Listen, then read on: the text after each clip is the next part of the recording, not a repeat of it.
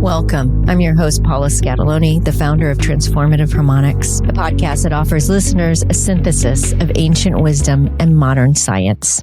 Good morning. Welcome back to Transformative Harmonics. It is such a pleasure to be here today. One, to get back to recording, so I haven't recorded for a few weeks, and two, that I get to sit with this beautiful person across from me and spend some time chatting.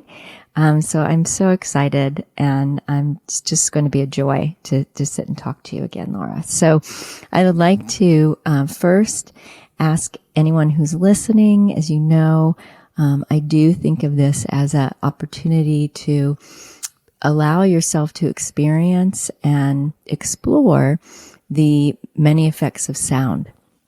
And with that, our voice, as we speak on this podcast, is one of the ways that we use sound. And so if you're driving or if you're at home, to recognize that and to bring your awareness to that. If you're at home, certainly grab a cup of tea or coffee or a drink and settle down somewhere, allowing anything we say to wash over you. Some things are going to stick and really resonate, and other things might feel like you're going to put them away for a later date, which is fine. So welcome back, and today we'll be talking to Laura Reagan, who is a dear friend and mentee, and I know her in so many different realms. And I would like to formally introduce her before we start, and then we'll kick off some of the questions. So I've known Laura through how I'm going to describe her, and I'm sure there's so much more than just this little snapshot, but I will read it. Laura Reagan LCSW C is an integrative and somatically oriented trauma therapist based in the greater Baltimore area. She is the owner of a trauma-focused group psychotherapy practice called the Baltimore Annapolis Center for Integrative Healing, which serves teens and adults. Laura is also the host of a top-rated podcast, Therapy Chat, which has more than 8 million downloads, and its sister show, Trauma Chat. She is the founder of the Trauma Therapist Network, a website platform for learning about trauma and finding a trauma therapist. As a trauma survivor, Laura is passionate about spreading the message that trauma is real, healing is possible, and help is available. Laura's podcasts and all of her resources for Trauma Therapist Network are found at www.traumatherapistnetwork.com. Welcome, Laura. Thank you so much for having me, Paula. It's really fun to be here on your new podcast. Well, I love that we've flipped the tables, because a few weeks ago I was on your podcast. So it's a treat for me to be the one interviewing and asking you about your journey, because often I'm the one talking about mine. Right. And I want to share with you that one of my other teachers, someone who I've sat in circles with as I have with you, said that she listened to our podcast recently because a lot of people had been mentioning your name to her, and she had heard about you from me as well. And she said, I want to see what Paula's all about. And then she listened to it and she thought you were, really wonderful. She thought that what you had to say was really beautiful and valuable. So I wanted to give you that feedback. Yeah, I'm glad the word's getting out there. Well, I appreciate your role in it, and I'd love to learn a little about you. I mean, I know you from our experience and in group and being on your podcast, but I thought that this would be a great opportunity. You're so out there in the trauma community. You're one of the people, we were just saying your podcast has been around for 10 years. You said this August is 10 years. This year, yeah. So, and that's where I first met you, was through listening to your podcast. And it was really one of the first trauma therapist podcasts out there, right? There were very few at the time. So it was such a resource. I know I listened to every episode, and it was like going to school via your podcast, right? And we were learning as we went. So you've been a resource in my whole career as a trauma therapist. But I wanted to talk a little about your journey, and where you're at right now. And one of the things I know off camera we started to talk about was this idea that trauma therapists, the paradigm for trauma therapists are changing. that we're expanding beyond our current toolbox, which is pretty robust anyway. Most trauma therapists have 7 or 8 modalities tucked under their belt. But many of us are stepping into this other realm of the healing arts as well, and starting to think about aspects of healing that we may have left out of the room, or we may know from more ancient perspective of what healing entails. And so I thought you might be the best person to sit and unpack this a little bit with. Well, I don't know if I'm the best, but I'm one who will try. And I love that we're talking about this, because I feel like there really is a shift happening in our field, and there's kind of like 2 paths that are really becoming more apparent. When people think about going to trauma therapy, if they've heard of trauma therapy at all, they don't know really what it is, and they think that trauma therapy is one thing. But there's so many different ways to heal from trauma. And that's good news, since not every method is going to resonate with everyone the same way. But I feel like the one direction that's happening is that our field is going almost back in time to more behavioral approaches, more medical model, short-term, symptom relief, symptom reduction type approaches. And that's the DBT, CBT, the more solution-focused ways of looking at things, or just looking at symptoms like anxiety, take a pill, or, learn these coping strategies to deal with your anxiety, and not looking at root causes, going away from looking at root causes. And then this other whole direction is going so much deeper, so much broader, to looking at, integratively what is happening with our nutrition, our whole body systems, our hormones, all of the things that make us who we are, not only our traumatic experiences, but how our traumatic experiences and all of our experiences have impacted the way our bodies function. And then, the deeper healing that you could find through connecting with the earth, indigenous, practices that have been done by indigenous peoples continuously, but have also been, as you know, the whole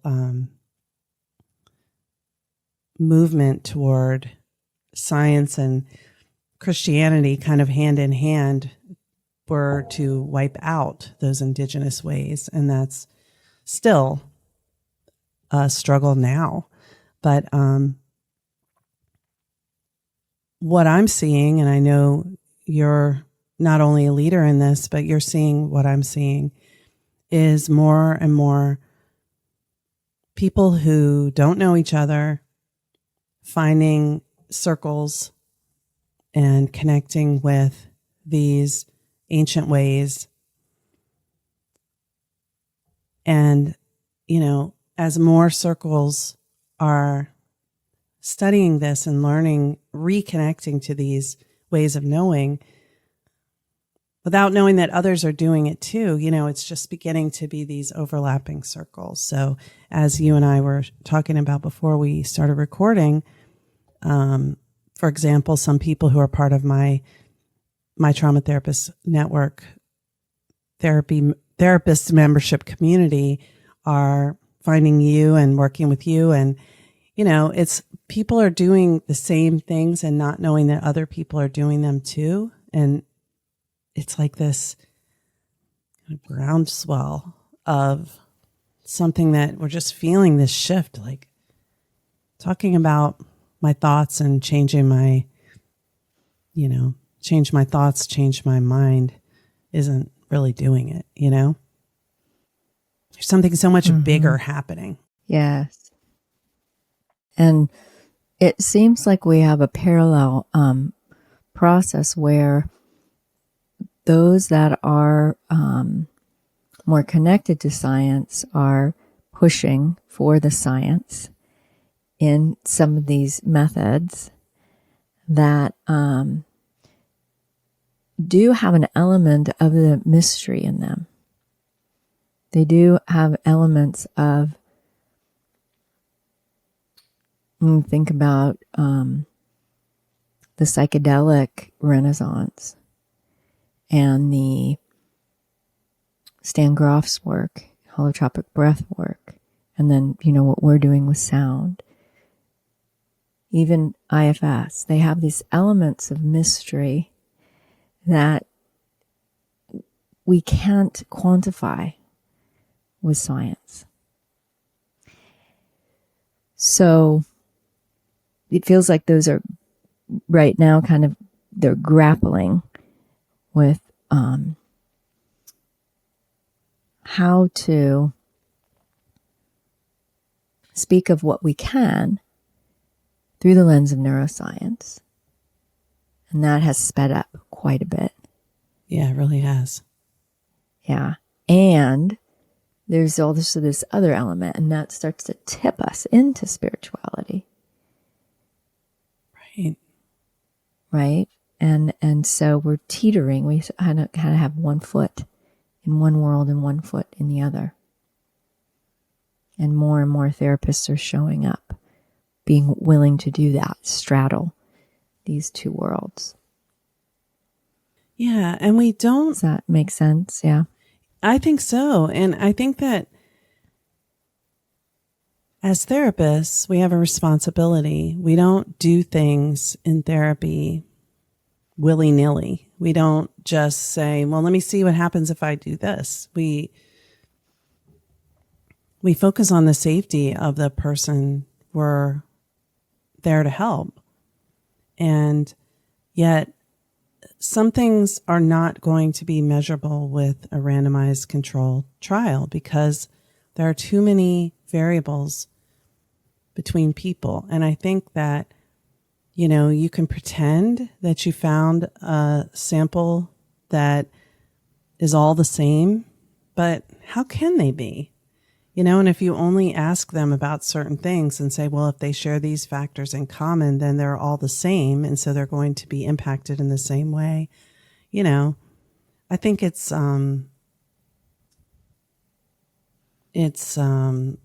what's the word? It's like,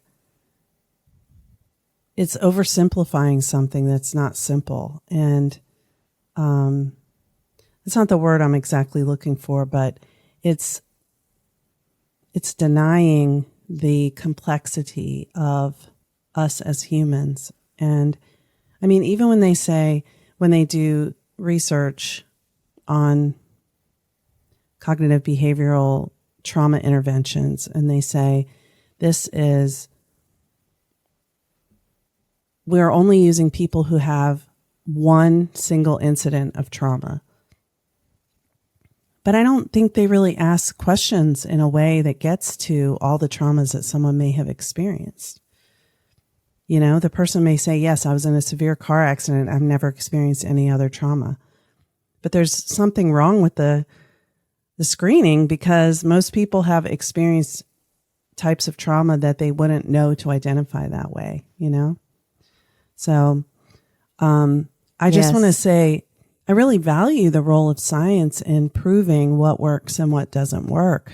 But I do think that it's so limited in what it can measure because, like you said, some of what happens is it's unknown, it's mysterious, there's an alchemy, there are things that we don't know how to explain, but we know that they're real because we experience them in our work, and that is evidence. It bothers me that people's actual experience, their lived experience is dismissed as not being a true form of evidence when, it's subjective. But, well, what they put into how they design a research study is subjective too. do you mind me asking about some of your subjective experiences that have led you to keep going down this path? Because you have taken a little left turn while still keeping one foot in the lane of clinical. But you've been, out there exploring. Yeah. Well, it's actually been 10 years this year since the first time I experienced any kind of energy work or holistic healing that was not regular talk therapy through the medical model. And it was basically, I went to a retreat. It was a fairly large retreat. I think there were about 25 people and 2 large groups. I would call them large, like 11 to 12 people per group. And I kept having these, you could call them downloads, you could call them, intuitive messages. It was funny because it was every time I would go into the bathroom, I would come back out of the bathroom and be like, you know what? I was just had this realization. And they were these wise things. I didn't know where they were coming from. And we all joked that the bathroom was my portal. And I was like getting all my downloads in the bathroom. But and it was also funny because since it didn't fit into my ordinary way of understanding the world, I would pretty much forget about them. If I hadn't told people what these awarenesses were that were coming every time I went to the bathroom, I would forget about them, but I would go back in and another one would kind of go, oh, guess what? I was just in the bathroom and, I realized, and it was these really profound things that were not part of my ordinary way of thinking of things. And I wasn't meditating. It was just being in this group container. This, environment was created and we were going through these practices. It wasn't even that deep compared to the things that I do now, but that's when my teacher with that was, she would say, you can't make this stuff up, and over the years, I've continued to go to retreats and do work with her, and the things that happen, you can't make them up. So you begin to kind of string it together and go, these things are happening and they're real. And I mean, it might be things like what happens during a guided visualization, but I've just had more and more experiences of connecting with some maybe like soul wisdom from inside myself and a lot of it feels like it's not from this current experience. So I chalk it up to ancestral experiences because I don't know what else it would be. And then there are some things that I have no place to put. It's just like, well, that happened. I don't know what it means, but I'm not going to forget about it because it was very powerful. And then I talk to other people and I'm not bringing this up and they share having had a similar experience. And I'm like, whoa. And I'm not even talking about with psychedelics or anything, just being really grounded, being really connected.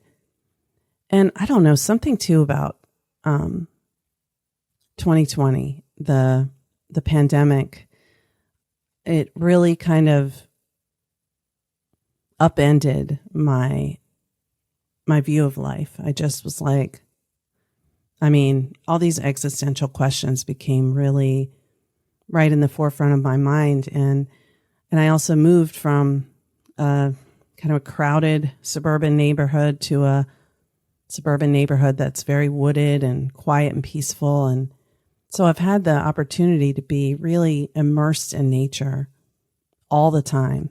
And, I feel like it's a pulsing part of me. Outside, it's like part of me and I'm part of it. And so, as all of these experiences kind of are stitched together, it creates a different way of looking at things. And, you know, it almost becomes like you have the world outside that the news tells you is going on. I'm not saying that's not real, but the things that I would be focused on were very different. And I'm still fully up on what's going on in our, in our culture and our political situation, but I'm not focusing on it as like, this is what tells me where I am or what I should do. It's more like I'm guided by what's inside myself, Mm-hmm. It's such a beautiful description. I like to call that embodied wisdom, right? Where you really gave yourself permission to go inside. And I'm sure there's a lot of listeners who found that in 2020. I know I did as well. Was a pivotal time where more of that information from the inside was available. And so I'm glad that you allowed your external life to shift to support that. And I think that's when we kind of cross paths a little bit more with the sound as well. As you were doing other things as well. And we're trained in some similar modalities, which also invite internal reflection and invite wisdom to come from, right, the deeper parts of the self, the psyche, the body. And then, we found sound as part of that. And so, what has been your experience with sound and using sound either as a client or with your clients? Okay. Well, there's a lot to say about that. But one thing I want to say that's going to sound like the most out there thing, I've always gotten some kind of intuitive messages from music. I mean, I've had times in my life when I was working hard on healing, and every song I would hear would seem to have some message about exactly what I was going through, no matter what the song was that came on. I'll be like, oh, of course, or I'd be like, oh, what should I do? What should I do? And then this song would, I'm like, oh, it's right there, And then meanwhile, I'm like, I've listened to this song 1,000 times. I've never noticed these lyrics before, but, suddenly it's resonating really deeply. And I know that you get messages through songs too. And I mean, I think I have parts that correspond to certain songs. And like there's a part that shows up and I don't know really anything about the part other than it's always this one song that like when that part comes, there's that song. And, I tell myself this is something pre-verbal or non-verbal that's held in my body. So just when that song comes in, I go, oh, hey, are you here? Hi. Yes, I know. I'm always like, yes, I know. Cause it's always like sort of associated with some wistful feeling or a longing or something like that. Something that's hard to put, it's almost like just sort of drifts in the background when I'm maybe just doing something else. It often happens when I'm running a bath, which I do every night. Love that because it's added. We talk about attachment and inner child parts as having a somatic presence, but we can also think of it as there might be a music presence. Mm-hmm. Yeah. Yeah, which would be a sensory presence. Mm-hmm. Wow, that's cool. Yeah, so you're inclined to have a relationship with music and sound anyway. It's just part of your nature and have used it therapeutically. Sound is therapeutic. Music is therapeutic, which we know music is. And you're continuing to unpack and explore what that means now. Yeah. I mean, music also is a way that I really tap into what I feel like is my true nature. If I go to a live concert, I feel like I can fully feel my free self, my complete, uninhibited me. And it's a liberating feeling to be at a concert. There's something about the musicians and what they're doing, you know, how they've crafted. I mean, I find it miraculous that people can make songs. It's just like it wasn't there and then you put it together. I find that to me, that's like, how can we explain that? Well, let's talk about the mystery of that. But, you know, the artistry, the craft of what they do, the movement that they're doing, the vibration, and then the group experience of everyone taking this in to their bodies and moving together and, you know, maybe singing along if they know the music. It just feels like it really, truly, for me, it really is a spiritual experience. And I feel so fully alive in those moments. I love that description. I hear more and more people in my groups talking about concerts and music in this way. What's the last one you went to? Let me see. I think the last concert I went to was My Morning Jacket. They're a band that I've loved for probably about 20 years or so. And they're very kind of like, it's melodic. There's a lot of singing, and a lot of the singing is very kind of primal, just sounds, not words as much. Plenty of words too, which are very kind of poetic, I would say.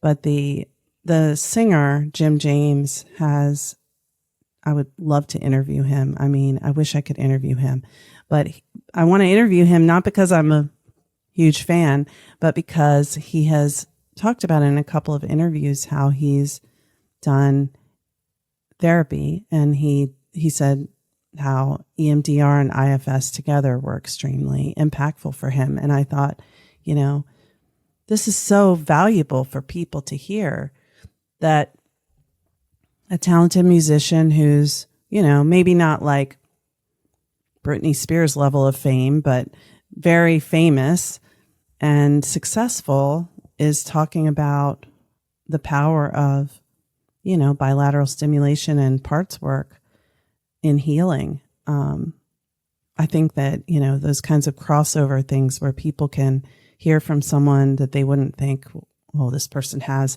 mental illness, or this person's not a therapist, but they're talking about a profound experience. It really goes a long way. In fact, Miley Cyrus has been going out talking about her EMDR experience too, and that's been getting a lot of attention. So I think those things are really positive.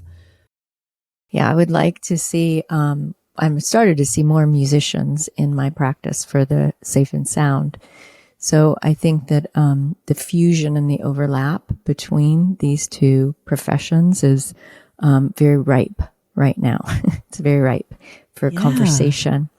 So as you think about the power of music, the different levels that music can be healing, we've got this idea, the rhythm, the collective expression of our human pain and suffering, which, you know, comes from wherever they get the lyrics from.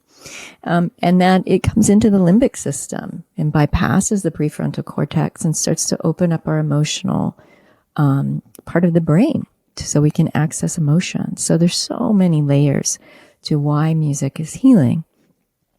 And then we have this other place that you and I venture into, which is in our groups, and it uses music in a different way as well, has another layer to it.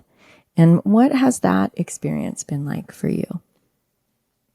Well, I could never have expected the way that the Safe and Sound protocol landed for me when we did it in the first group I did with you, and then I did it again a second time.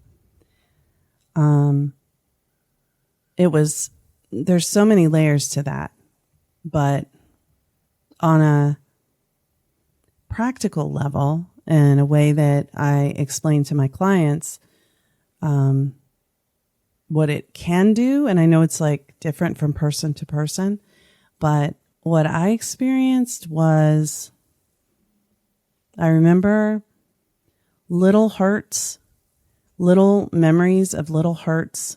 And I mean, when I say little, they probably weren't really little at the time they happened, but in context of how much pain I was in at that time in my life, they were minor hurts compared to the big hurts that were also happening. And you mean emotional wounds, not hurts, yeah, like HERTZ. Yes. Little wounds, like these little moments are coming by. I'm like, oh, I remember that. Yeah, that was upsetting. I didn't really think it would be something that I'd be thinking about 40 years later. But, so these little things were just like passing across. And I was like, oh, yeah, I guess that impacted me a little more than I realized at the time.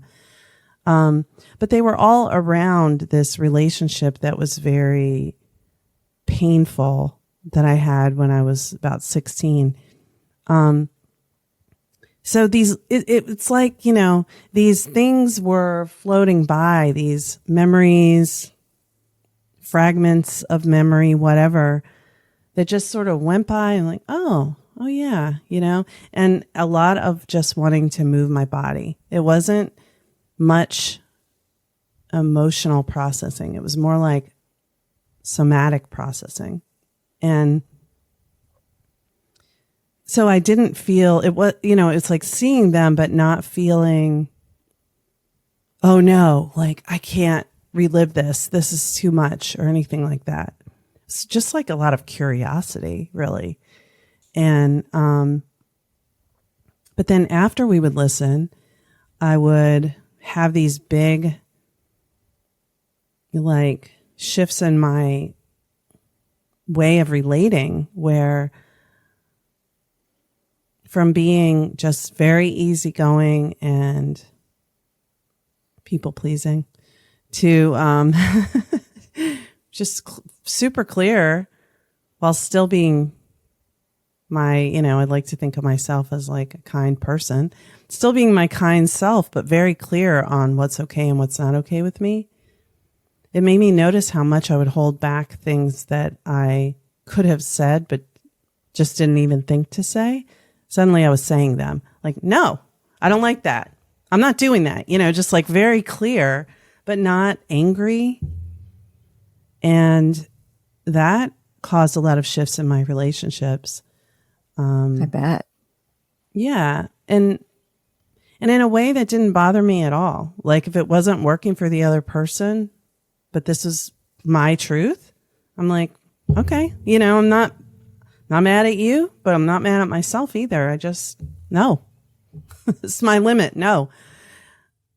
Yeah. So that was good. That was good change for me. Yeah. I often think it's softening the defenses or the strategies that we've created that are the relational dance, right? That we do. And it's creating the safety so that we don't need those strategies in relationship and we start to act more authentically.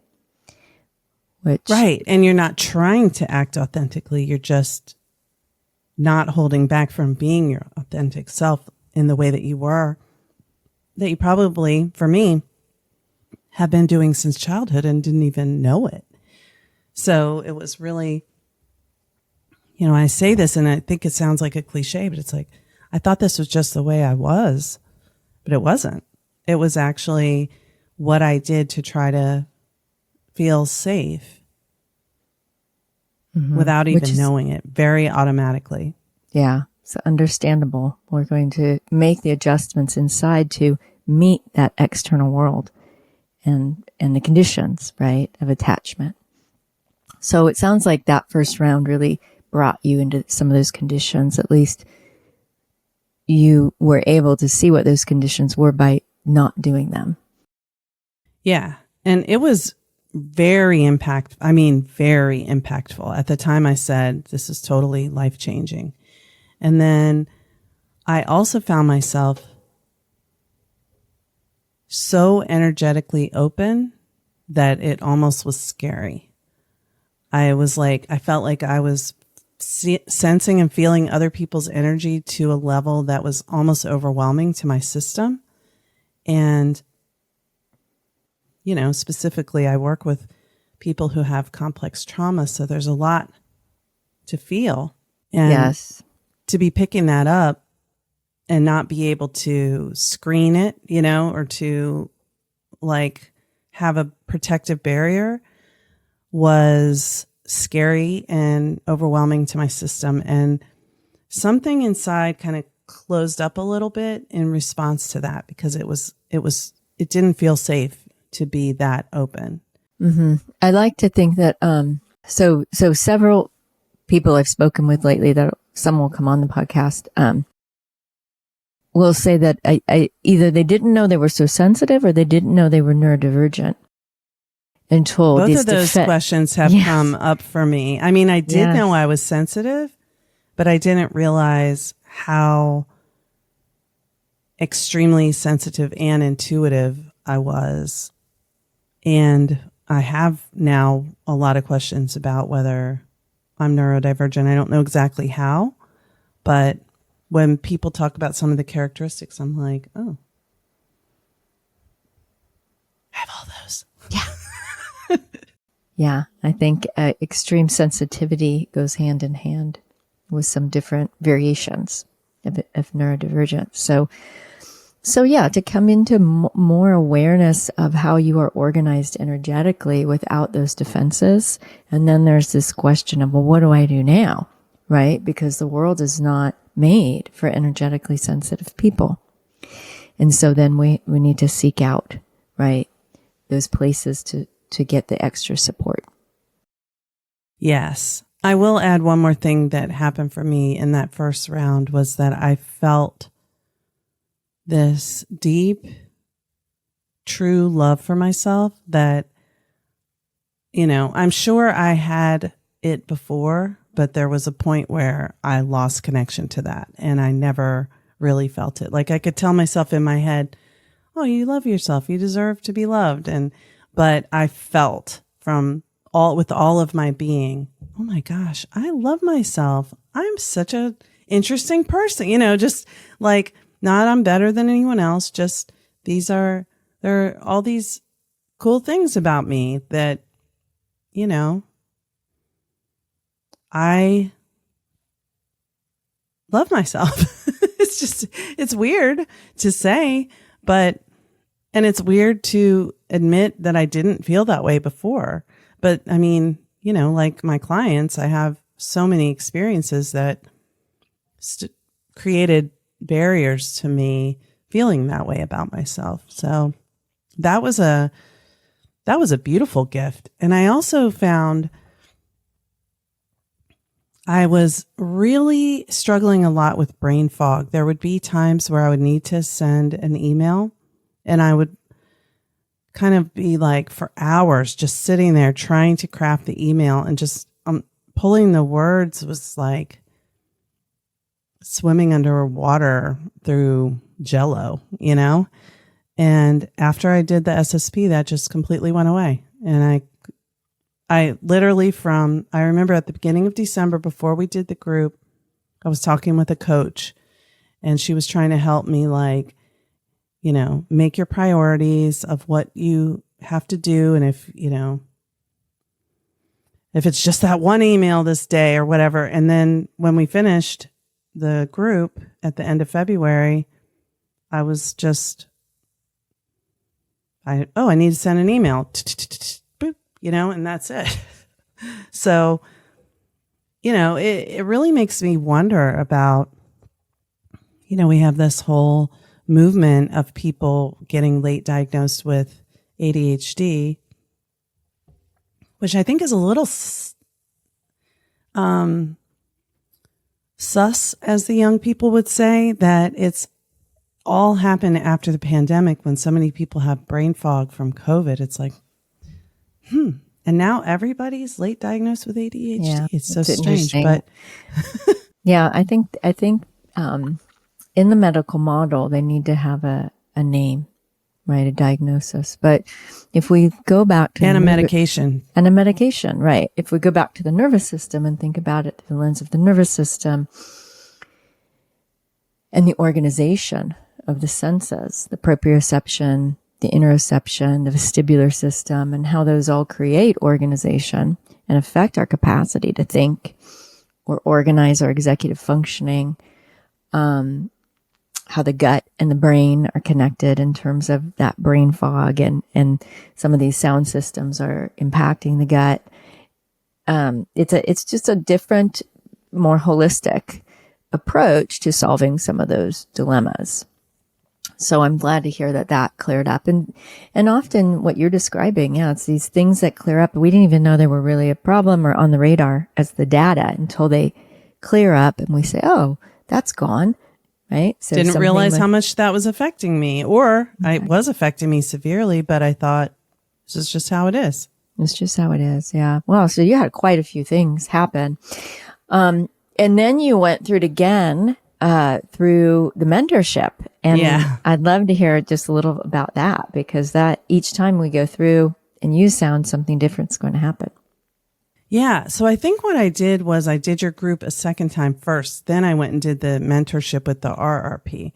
But with the second time around in the SSP, the whole experience was, and I was starting from a different baseline, but it was not these dramatic changes in my boundaries, because those were already there.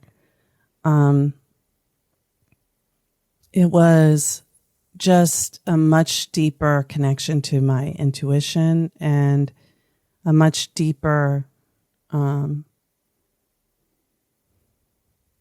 clarity that that's the path that I need to follow.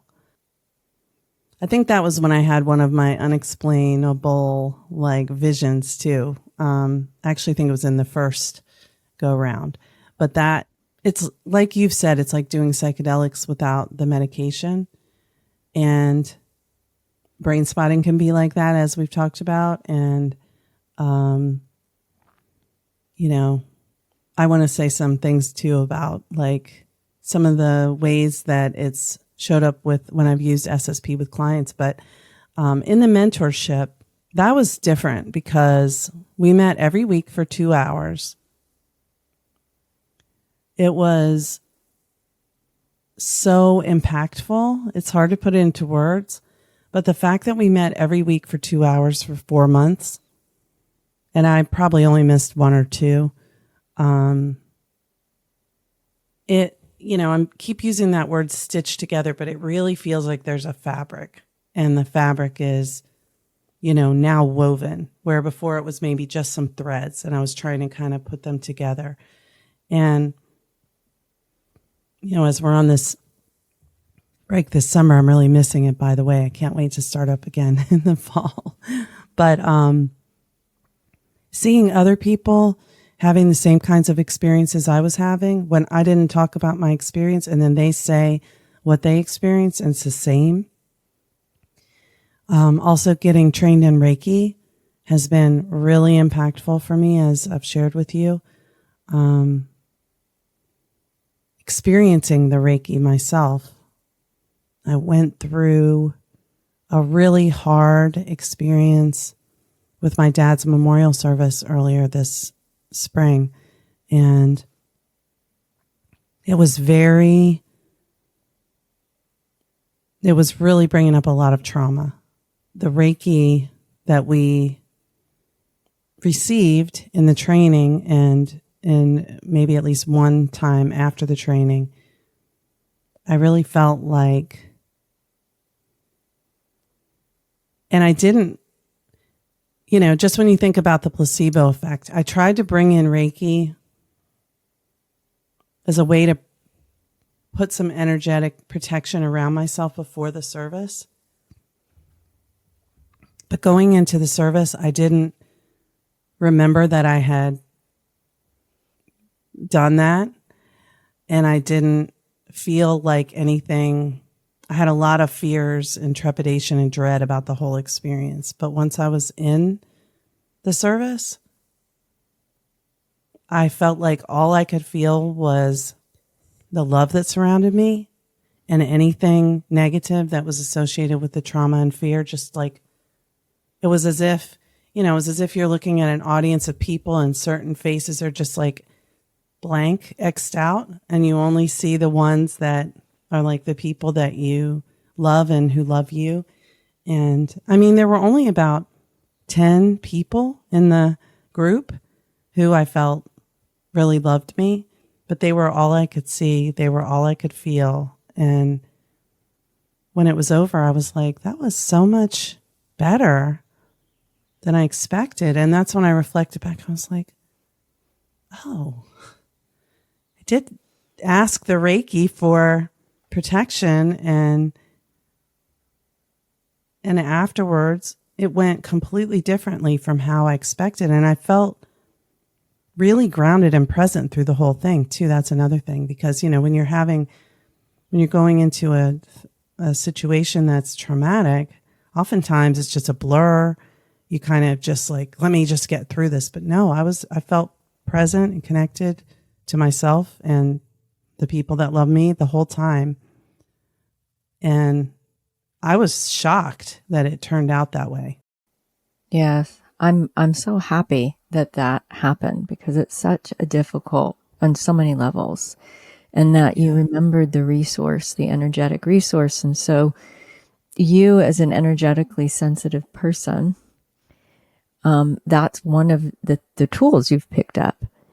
Is how do I understand subtle energy, and how can I use it to take care of myself in situations that can bring me back into my trauma vortex. Yeah. And so I'm so glad you remembered that in the moment, and that it helped in the moment and changed that story for you and that experience. Yeah.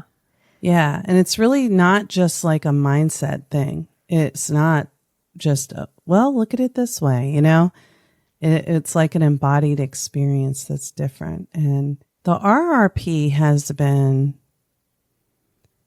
different. The effects are so subtle and hard to explain. And I think that's because it's more maybe tapping into that dorsal energy, but it feels relaxing. And there's not the same, it's like, it's hard to just feel like, well, what's it doing? It's hard to tell, Mm-hmm. For those that don't understand or don't know the words RRP, it stands for Rest and Restore Program. So it's the newest sound technology, acoustic technology that we're using. It is a little different because it's working with your cranial rhythms and the rhythms of the body, and bringing you into both connection with the dorsal pattern that's already there, but also in a deep state of meditation, we are calm. And so, we're kind of traversing both of those at the same time, one could say. We're moving back and forth. And I just remembered, it makes you feel like a jellyfish going like this. Yes. And I said to Dr. Porges, I interviewed him like a couple months ago. I said, oh, by the way, I'm doing the RRP. He said, oh, what do you think of it? I said, I felt like a jellyfish like this. He goes, yeah, that's it. That's it. I was like, oh, good. Yeah. So it's a very subtle and nuanced process of entrainment, where we're entraining the breath, entraining all the systems of the body and the breath to come into coherence through sound as the medium. And so, ultimately though, if we go back to your, gut brain connection, and how, when the dorsal system unwinds and it comes into more of its organic capacity for health and homeostasis, then the information coming from the gut to the brain is going to be different. And so it might influence how you operate, move through the world, your presence, your thoughts, your relational capacity to be in relationship with anything, because all that energy that was focused on survival is now available for you for other things. So I'm wondering, how, if that captures some of it.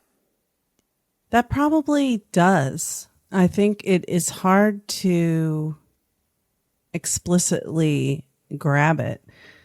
But like those changes in my boundaries were so apparent. couldn't possibly have missed it. But this, with what you just said, I remember I was reflecting yesterday, and you and I met on Friday also. So I was reflecting after that, and then I was thinking about this more on yesterday. I was like,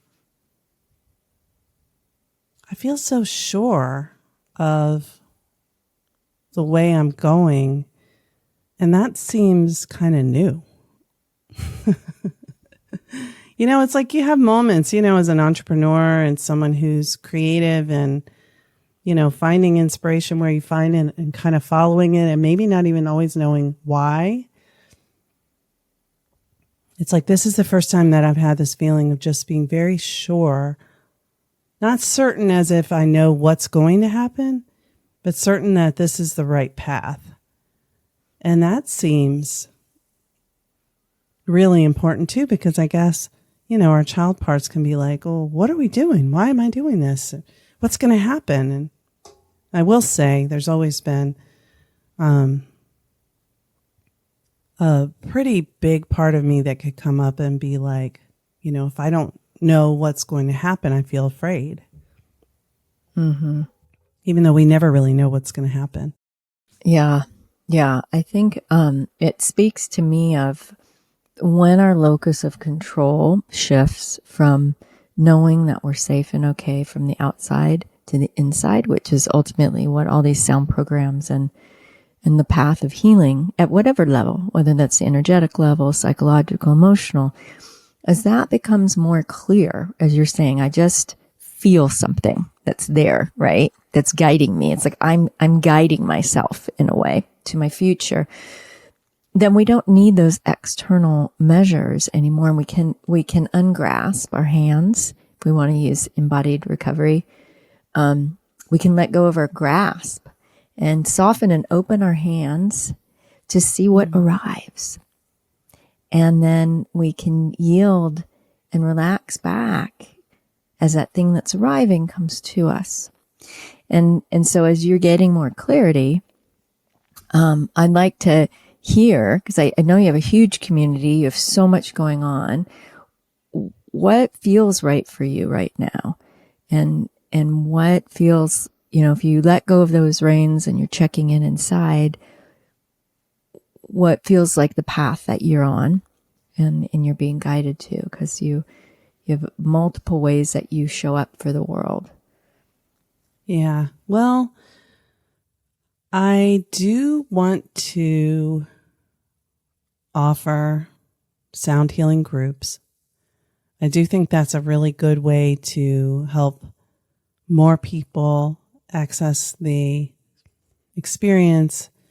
It's a little bit more affordable when you do it in a group, but also there's a group process that happens, and something about seeing that we're not alone in this, the direction that we're following. Because I feel like there's a lot of noise outside, and much of it comes from social media, but social media also kind of reflects like the collective discourse too, and the collective consciousness in a way. Although I don't think it's necessarily the same as the collective consciousness, because it's being, inserted, if you know what I mean. Like, it's being influenced by who posts what, and there is influence of people with certain agendas to push. There's a lot of messaging coming from social media that says you should be doing more in some way, and a lot of shaming messages about if you're not taking action to help blank, you are, causing harm. And there's so much bombardment of information that people are feeling very frozen and traumatized by the overwhelm of all this. I mean, it's overstimulating, but it's also a lot of traumatic material that people are being bombarded with. And they're just shutting down because they, their systems just can't handle it. But they're still like kind of turning to social media to, well, what should I be doing? Well, what can I do? And so while I do pay attention and I can be very susceptible to that shutdown too, because I care so much and it feels horribly painful to witness all of this suffering, violence, hate, brutality, oppression. It's too much. It's just too much for our systems. And it can make us feel really helpless. So, some people may listen to what I'm saying and say, oh, this sounds so privileged, or she's being avoidant, or she's bypassing. But really, it's like I can get so overwhelmed and I'm like, oh my gosh, nothing's going to be okay. There's nothing anyone could do. This is just this like inevitable destruction that we're careening towards. And I say to myself, well, what can I do right now?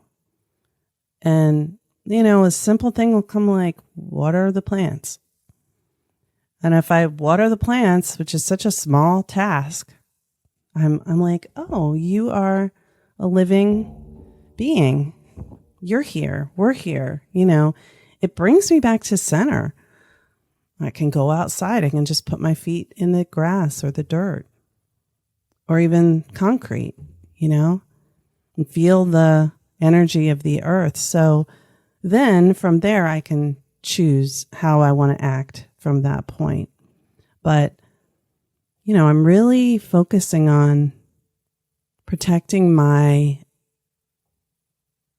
center, like just coming back to my center, nurturing connections with you and all the people that I care about in my life, my clients, my family, my friends, myself, my work colleagues, my communities, and my neighbors, and then focusing on finding moments of joy and pleasure, because,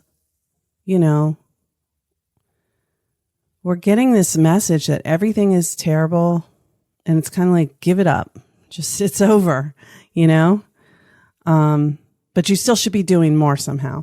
So, just finding joy, laughing, finding pleasure in listening to music or eating good food or making good food or sharing a meal with someone else or petting your dog or cat, or listening to birds sing, reminding myself like this is being alive.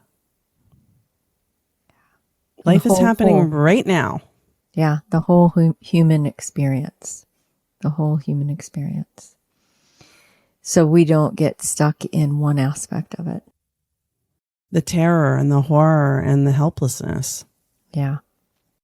Because I do think that's by design that we're so focused on those things. And it's being really shoved down our throats. Yeah.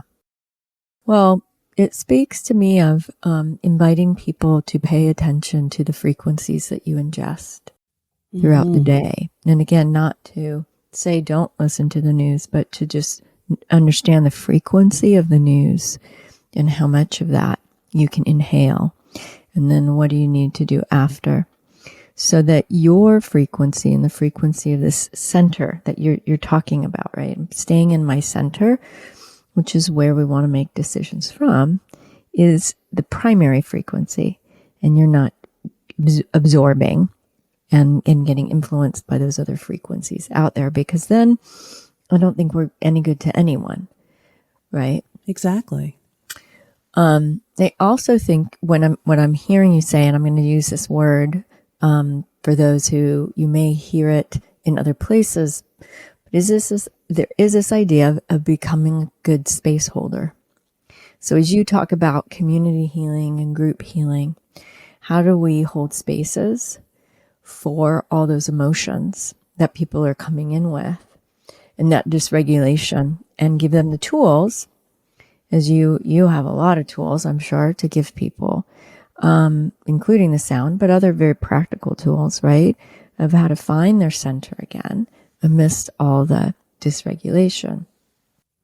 So we're exactly, because if I'm totally dysregulated, how can I hold space for the people that I am serving in my practice and in my community?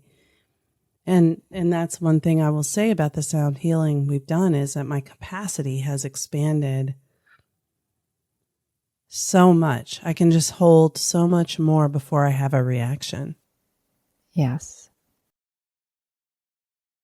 I think that capacity is a good word. Spaciousness is another word.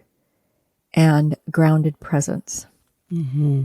Right? But those providers that are sensitive, that has this sensitive disposition, have to work really hard. There's a whole team inside of us, right, that gets recruited to look and act like we have that. Until we put the sound on and realize, oh, that was me working to maintain that sense of groundedness and presence. So it's like we're stripping off how we perceive ourselves, right? We might think we're functioning quite well, but it's taking a lot of effort to do those basic things that one does as a therapist or provider or space holder. Right. Mm-hmm. It's using up a tremendous amount of energy, even if you don't realize it because you're used to it. Yeah. So I'm getting from your whole experience is that now you have like a fundamental capacity that is more authentic and real and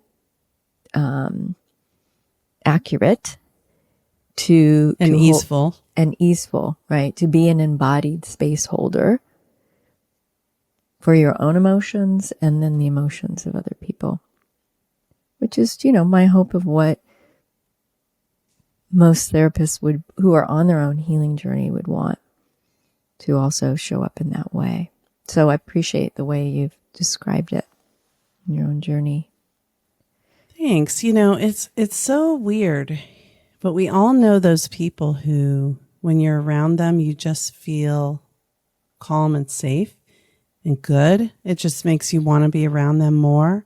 And it's sort of like the way you would think of some wise elder or some, enlightened being or whatever who isn't troubled by these sort of small concerns that we get really caught up in. And that's what the sound healing has done for me, is that I feel that way most of the time. I mean, some situations I'm still going to be more reactive to, but that I feel calm and grounded. And when I get off center, it's easy to come back. So you've moved into more states of non-duality and neutrality and what we would call heart-centeredness. Yeah. Yeah, beautiful, Laura. Thank you so much for describing that. And it's just been a joy to be on the other side of your journey and the other side of the computer. We've never met in person in all these years. Oh, that's but so weird. But I feel like I know you so well. Yeah. Yeah. Yeah, it's beautiful. Well, if we could end today talking a little about your, you've talked about working in groups and communities, and you do have a thriving community of providers that come together for you to hold space with them. And maybe we can end with hearing a little bit about that and where people can find you and find your community. Thank you. I hope so. Well, Trauma Therapist Network, when I started it in 2021, I really wanted to make a searchable directory for people to find a trauma therapist. And trauma therapists really weren't joining. And so I had about 20 people who joined, and then no one else joined. And when I would advertise it, colleagues and friends would say, "This is so cool. This is really great. So needed. But last thing I want is for more clients to find me. I'm so exhausted, so overwhelmed because, everybody was feeling the effects of COVID. And I'd rather just hide than be found, which of course alarmed me because I feel so passionate about helping trauma survivors find trauma therapy. But I realized then that what people needed was more support. People were leaving the field, the burnout was high. And so I added in these weekly live calls. And so in March 2022, we started meeting every week on Wednesday for an hour, 4 times a month. And each of the 4 calls has a dedicated focus. The first call of the month is self-care. The second call is case consultation. The third call is Q&A about anything trauma related and networking. And then the fourth is a learning call. And we just do this every week. We've been doing it for more than 3 years now. And, it's always between probably like 8 to 25 people who show up each time, and solid group of the same people who are there almost every week. And now we have not only a robust community to refer to with each other, but everyone feels really supported in the group by each other. And it's not just me supporting everyone. It's,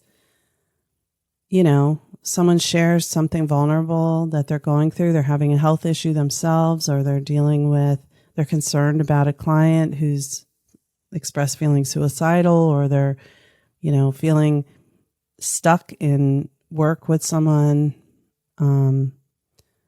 Maybe they're not sure how to understand what they're seeing in a therapy session. And the responses from everyone else are so compassionate and so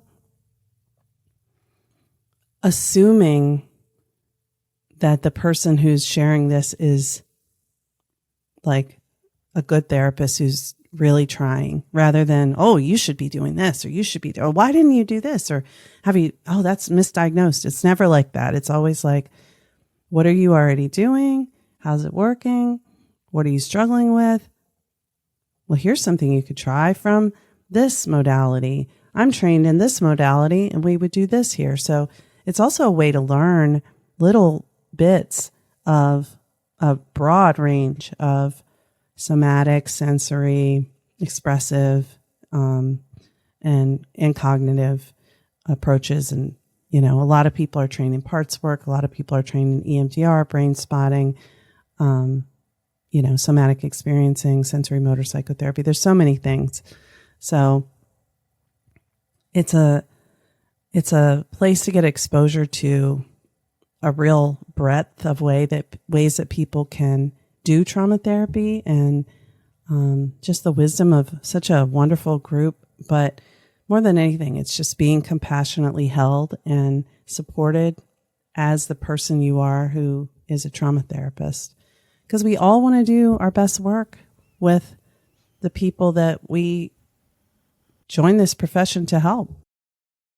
Yes, and we need communities and holding spaces to land and be with our humanness, right? Because providers are human as well. Of course. And so I love that you have created different ways to explore their humanness that they know they can count on and commit to, and that you're going to show up and commit to them. So it sounds beautiful. I know some folks who've come over to my community to do the sound from your community, and it feels very solid, like a very predictable, solid place of support. So I'm so glad you created it and kept going. And I do remember that at the beginning. I remember it. So it's been I know. I can't believe it's already been 3 years. Yeah. Yeah. But so needed. Thank you for letting me share about that. Yeah. I hope that people who are interested and who don't have that type of support can find you through your website, as we mentioned. Mm-hmm. Is there any other place you'd like people to look? We had mentioned your podcast as well, right? It streams on all different platforms. Anywhere you get your podcasts and YouTube. And But everything I do is on Trauma Therapist Network other than my practice. So if people are looking for therapy in Maryland, they can find my practice. But I have a lot of resources on the Trauma Therapist Network website for people learning about trauma, but also for therapists, like discounts on trainings and just all kinds of different things. Beautiful. Well, I've appreciated, I hope and do feel my listeners appreciate the breadth and the wisdom that you've brought today, and also sharing, vulnerably your story and your process. So I want to name that as well. I appreciate that. And I'd loved to sit with you and just create space and lean into this new paradigm that we are supporting, leading, helping people land in. So I look forward to the next step, and we'll just keep talking. We'll bring you back on another time down the line. See where we're both at. Yeah. Yeah. And I want to say thank you for what you're doing. You're really committed to, I don't know, raising the vibration. That's what it feels like. So it's a good word. Yeah. Yeah. Yeah. Well, and until a we lot meet of people are benefiting from that. So thank you. Thanks. Yeah. Until we meet again, I will look forward to seeing you soon. Take care. Thank you all listeners for showing up. We hope you've enjoyed this episode.